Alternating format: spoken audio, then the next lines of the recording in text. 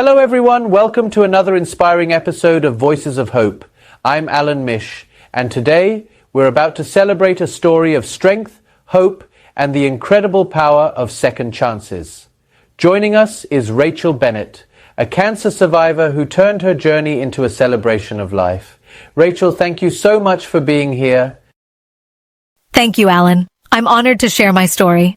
Let's start at the beginning. Tell us about your life before your diagnosis. What was your world like? I was living what I thought was a normal life, busy with work, juggling family responsibilities, and barely taking a moment to breathe.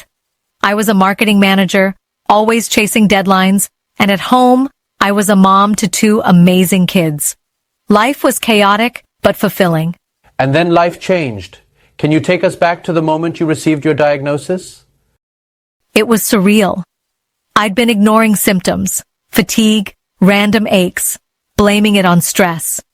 But one routine checkup turned my world upside down. Stage 2 ovarian cancer. It felt like the ground had been pulled out from under me.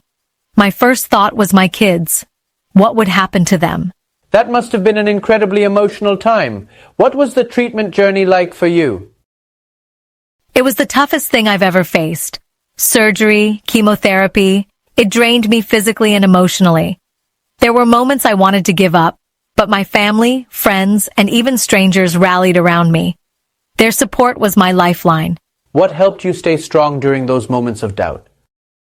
Honestly, it was my kids. Seeing their little faces, knowing they needed me, kept me going. And I learned to lean on others. It was a humbling experience, but it taught me the power of community. After all the pain and struggle, you came out the other side. What was that moment of recovery like? It was like seeing the world in color again. I realized I'd been given a second chance and I couldn't waste it. That's when I started rediscovering myself, what I loved, what brought me joy. I began painting, something I hadn't done since college.